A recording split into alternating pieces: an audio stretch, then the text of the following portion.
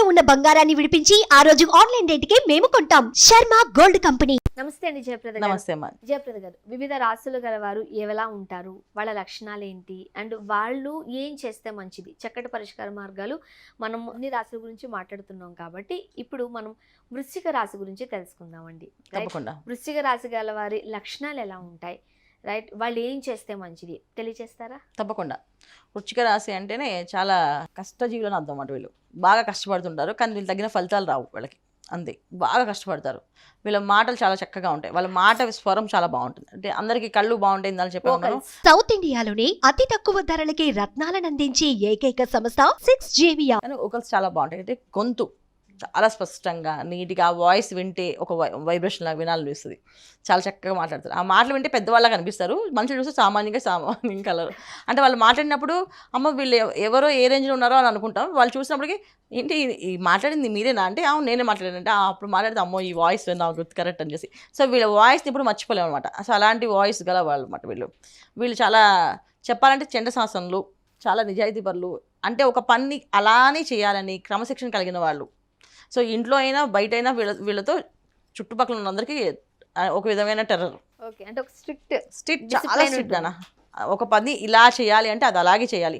పొరపాటున అది ఇప్పుడు మీరు కూర్చున్న ప్లేస్లోంచి మీరు ఆ చైర్ మార్చారనుకోండి, ఆ చైర్ ఇక్కడ ఉన్నది వేసారు వెళ్ళారనుకోండి, ఆ చైర్ ఇక్కడే ఉండాలి, అది ఇలాగే మాట్లాడాలి. ఈ చైర్ ఇందుకు పక్క వెళ్ళిందని మీరు కూర్చోబెట్టి క్లాస్ పిక్తారు.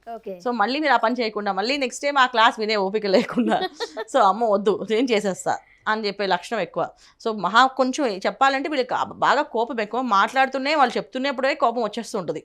అమ్మ వీళ్ళు ఎంత కోపపడతారా, ఇంత మాట్లాడతారా అన్న ఫీలింగ్ కూడా ఉంటుంది వీళ్ళకి.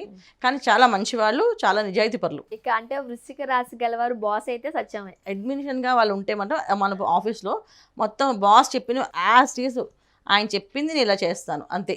సో మార్నింగ్ 9 o'clock రావాలంటే 9కే రావాలి. 9కి ఒక 5 minutes అటు ఇటు అయినా అది రాసేస్తారు వాళ్ళు. అంటే చెప్పాలి అంటే శని భగవాన్ కర్మకారకుడు అంటాం కదా.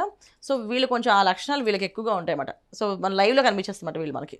ఎక్కువ వృశ్చిక రాశి వాళ్ళు చాలా కరాఖండిగా మాట్లాడతారు, కరాఖండిగా పని చేస్తారు. ఇంకొకటి ఏంటంటే వీళ్ళ దగ్గర ఉన్న లక్షణం అంటే నిజాయితీ పరులు. ఎక్కడ మోసం చేద్దామని కానీ, డబ్బులు తీసుకుందామని కానీ, తిందామని మాత్రం ఆలోచించరు.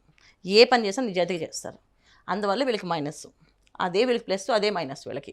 ఎందుకంటే ఎప్పుడైతే నిజాయితీగా ఉందామని అనుకుంటామో ఆ నిజాయితీగా ఉండేవాళ్ళు చుట్టుపక్కల భరించరు కదా. సో ఈ టైమింగ్స్ పాటించాలని చెప్పేసి ముఖ్యంగా ఉద్యోగాల్లో అంటే చాలామంది ఉద్యోగాలు మారుతూ ఉంటారు, ఉద్యోగాలు నిలబెట్టుకోలేరు, ఉద్యోగాల్లో ఉండరు, ఆ వ్యాపారంలో సరిగ్గా చేయలేకపోవడానికి కారణం ఏంటంటే ఇదే విషయం. చూడడానికి ఎలా ఉంటారు వృశ్చిక రాశి వారు? సామాన్యంగా ఉంటారు, పెద్ద హైట్ కాదు, అలా హైట్ కాదు, షార్ట్ కాదు, నార్మల్గా ఉంటారు. వాళ్ళు చూస్తే అసలు భయపడే అవసరం కూడా ఉండదు. చాలా జాయిల్గా ఉండే మనుషులు అనిపిస్తుంది. కానీ వాళ్ళ పద్ధతులు అలా ఉంటాయి.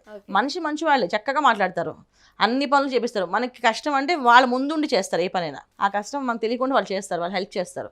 కానీ వీళ్ళ దగ్గర ఏంటంటే గర్వం కానీ ఈగో అని చూపించకూడదు. చూపిస్తే వాళ్ళకున్న ఈగోని, వాళ్ళకున్న గర్వాన్ని వాళ్ళు చూపిస్తారు.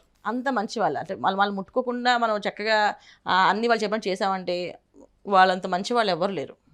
వాళ్ళని డిస్టర్బ్ చేసామంటే వాళ్ళంత చండశాసనం ఎవరూ లేరు. అంత చండశాసనం వీళ్ళు. అది పని అవ్వకపోతే అసలు ఎలా ఏడిపిస్తారంటే అలా ఏడిపించేస్తారు. పని రాక్షసులు, చాలా పని రాక్షసులు. అంటే ఆ పని అయిపోవాలి అంతే, అయిపోవాలి. అదే మాట. ఒక పని పట్టుకుని ఆ పని అయిపోయే వరకు నిద్రపోరు వాళ్ళు.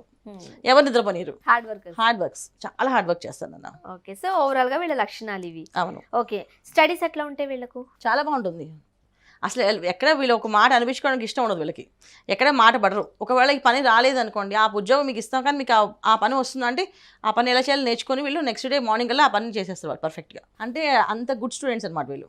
చక్కగా నేర్చుకొని చేసే తత్వం ఉన్నవాళ్ళు వీళ్ళొక్కలే. అంటే ఇమ్మీడియట్గా నేర్చుకోగలుగుతారు. మళ్ళీ అది లేట్గా కూడా ఉండదు వాళ్ళకి. ఇమ్మీడియట్గా ఆ పని ఎలా చేయాలో అన్ని లెక్కలు వేసుకొని అలా చేయగలిగితేనే చెప్తారు నిజాయితీగా. లేకపోతే ఇందాక చెప్పాను మీకు వీళ్ళు చాలా నిజాయితీ పరులు అనేసి. సో ఉన్నది ఉన్నట్టుగా చెప్పడం వాళ్ళకి అలవాటు. సో వీళ్ళే అబద్ధాలు ఆడడం అంటే వాళ్ళకి అసలు ఇష్టం ఉండదు. అబద్ధం ఎందుకు ఆడాలి, ఎందుకు అవసరం అని చెప్పేసి ఉంటుంది. సో వీళ్ళు అన్ని విషయాల్లోని ప్రతి విషయాన్ని ఎందుకు చేయాలి, దేనికి చేయాలి, దానికి కారణం చెప్తే కానీ చేయరు. ఓకే, మరి ఇంత ముక్కుసూటిగా ఉండేవాళ్ళు వ్యాపారాలలో స్థిరపడతారా లేకపోతే ఉద్యోగాల్లో స్థిరపడతారా? ఏది మంచిది? అన్నిట్లో స్థిరపడతారు నాన్న, చక్కగా స్థిరపడతారు. కానీ వ్యాపారం చేసే వాళ్ళు నిజాయితీగా చేస్తారు. సో కన్స్ట్రక్షన్ బిల్డింగ్స్ కట్టారనుకో, ఆ కన్స్ట్రక్షన్ బిల్డింగ్లో సిమెంట్ ఎంత అయింది, దీనికి ఇంత అయిందని చెప్పేస్తారు. అలాగే అంటే కొన్ని రంగాలు కొన్ని రాసులకి కలిసి వస్తాయి. వీళ్ళకి ఏ రంగం కలిసి వస్తుంది? వీళ్ళకి రియల్ ఎస్టేట్ రంగం కలిసి వస్తుంది బాగా. రియల్ ఎస్టేట్ మార్కెటింగ్ దాంట్లో కలిసి వస్తుంది. కాకపోతే ఏంటంటే మార్కెటింగ్లో కూడా ఏంటి అంటే నిజాయితీ ఉన్న మార్కెటింగ్. ఇప్పుడు ఏదైనా మోసం చేసే మార్కెటింగ్స్ కాదు, మామూలు మార్కెటింగ్స్ చాలా ఉంటాయి వెరైటీస్ కదా, దాంట్లో వీళ్ళు కొన్ని రంగాల్లో మనం రాణిస్తారు. ఒక విషయాన్ని క్షుణ్ణంగా చెప్పడానికి కానీ ఇంకా డబ్బింగ్ ఆర్టిస్ట్గా పనిచేస్తారు బాగా. సో వాయిస్ ఓవర్ ఇవ్వడంలో వీళ్ళు చాలా బ్రహ్మాండంగా, వాయిస్ బాగుంటుంది కనుక వాళ్ళ వాయిస్ ఓవర్లో చాలా బ్రహ్మాండంగా ఉంటుంది. చక్కగా ఎక్స్ప్లెనేషన్ ఒక్క ముక్కకొని తప్పు రాకుండా చదువుతారు వీళ్ళు, అంత బాగుంటుంది. మరి వీళ్ళు ఆర్థికంగా స్థిరపడతారా లేకపోతే కాస్త ఇబ్బందులు ఉంటాయా? ఇబ్బంది ఉండదు, కష్టపడినా వాళ్ళు సంపాదించుకోగలుగుతారు. అంటే వాళ్ళకి భగవంతుడు చూడండి, ఎప్పుడైనా సరే మనం మోసం చేస్తే దేవుడు మనతో తోడుండడు, నిజాయితీగా ఉండే వాళ్ళకి దేవుడు ఎప్పుడు తోడుంటారు. సో వీళ్ళు ఎక్కడికి వెళ్ళినా వాళ్ళ కష్టం తగ్గట్టు వీళ్ళకి శత్రువులు పెరుగుతూ ఉంటారు, అలాగే మిత్రులు పెరుగుతూ ఉంటారు. వీళ్ళు నిజాయితీని గుర్తించే వాళ్ళు వీళ్ళతోనే ఉంటారు. వాళ్ళు నిజాయితీ పనులు ఉన్న వాళ్ళని వాళ్ళు వదులుకోరు. అప్పుడు వీళ్ళకి ఎటువంటి హెల్ప్ కావాలో వాళ్ళు చేస్తారు. మేము చేస్తాం, మేము వాళ్ళు చాలా నిజాయితీ పనులు, రూపాయి ఎక్కడికి పోదు. వీళ్ళకి ₹1 ఇస్తే ఆ రూపాయి తిరిగి వాళ్ళు తెచ్చిచ్చేస్తారు వీళ్ళకి, అంతే ఆ రూపాయి వీళ్ళు ఉంచేసుకోరు. అలాంటి మంచి మనస్తత్వం ఉన్నవాళ్ళు. అందుకని ఆర్థిక ఇబ్బందులు అనేది కంటే కూడా ఏంటంటే వీళ్ళు రాణించలేకపోతున్నారు అన్నమాట. వీళ్ళకి ఉన్న ఆలోచన విధానానికి కానీ బాగా రాణించగలుగుతారు, కానీ అంత స్థాయికి ఉండలేకపోతున్నారు. అదొకటి వీళ్ళకి మైనస్. ఓకే, హెల్త్ ఎట్లా ఉంటుంది వీళ్ళకి? చాలా బాగుంటుందండి, ఆరోగ్యంగా ఉంటారు వీళ్ళు. చాలా మంది లేదు వృశ్చిక రాశి వాళ్ళు చాలా మంది ఏ హెల్త్ ప్రాబ్లమ్స్ ఉన్నా జస్ట్ నెంబర్ ఆఫ్ ఒక 2-3 టాబ్లెట్స్ వేసుకుని వీళ్ళు హ్యాపీగా ఉంటారు. చాలా మంది 80-90 ఇయర్స్ ఉన్న వాళ్ళు ఈ రాశి వాళ్ళు. ముఖ్యంగా అంటే ఈ రాశి గల వారికి వివాహం తర్వాత లేకపోతే వివాహ జీవితం ఎట్లా ఉంటుందంటారు? వీళ్ళు చండశాస్త్రాలు కదన్నా, ఎవరైనా వీళ్ళు మార్చుకుంటారు, రావాల్సిందే, మార్చాల్సిందే. ఒకవేళ వైఫ్ అండ్ హస్బెండ్ అండర్స్టాండింగ్ లేకపోవడం కానీ మాక్సిమం అండర్స్టాండింగ్ ఉంటుంది. అంటే వీళ్ళకి ఏం కావాలో వాళ్ళకి అర్థం అవుతుంది. మనిషి మంచోడే కానీ మాడితే ఎలా ఉంటుంది అని అనుకున్నప్పుడు ఎవరు వదులుకొని ఇష్టపడరు కదా, అలా అనమాట. అంత ఇబ్బందులు అయితే లేవు, అంత ఇబ్బంది ఉండదు. సో కొన్ని ఒడిదుడుకులు ఉంటాయి కాబట్టి ఉంటాయి పరిష్కార మార్గాలు ఏం చెప్తారు? వీళ్ళకి ఏంటంటే ఎప్పుడు ఒడిదుడుకులు ఉంటాయంటే 40 years తర్వాత ఒడిదుడుకులు ఉంటాయి ఎక్కువ. చాలా మందికి పిల్లలు వెళ్ళి కామెంట్ చేస్తుంటారు, మీ పద్ధతులు ఇలా ఉండబట్టి మీరు ఇలా ఉండిపోయారు, మీరు ఇలా జరుగుతుందని కామెంట్. చాలా ఇళ్లలో ఉంటాం కదా, మీరు ఇలా చేయబట్టి ఇలా జరుగుతుందని చెప్పి వాళ్ళు అర్థం చేసుకోవాలి తత్వంలో వాళ్ళు బాధపడతారు. అప్పుడు వీళ్ళకి మానసికమైన ఇబ్బంది, మానసికమైన బాధ ఉంటుంది. అది వీళ్ళకి తప్ప మిగతా విషయాల్లో బాగుంటుంది. కాకపోతే ఏంటంటే ప్రతి ఒక్కరు వీళ్ళు మోసం చేయడానికి ఈజీగా ఉంటారు.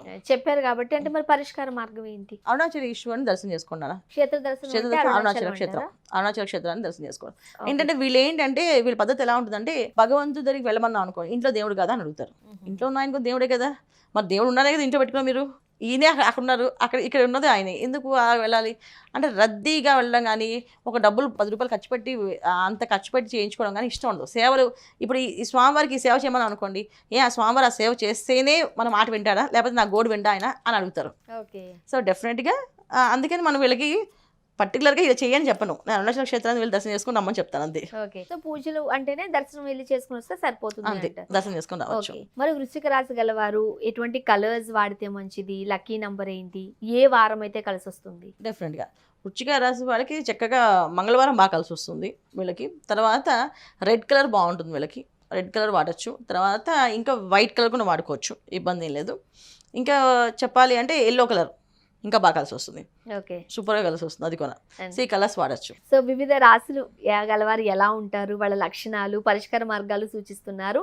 ఈ వీడియోలో అయితే మనం వృశ్చిక రాశి గురించి తెలుసుకున్నామండి. అయితే వృశ్చిక రాశి వారి లక్షణాలు ఏంటి, అలానే ఎటువంటి పరిష్కార మార్గాలు ఆచరిస్తే మంచిది, లక్కీ నెంబర్ ఇవన్నీ తెలియజేశారు. ధన్యవాదాలు. నమస్కారం. శ్రీమాత్రే నమః.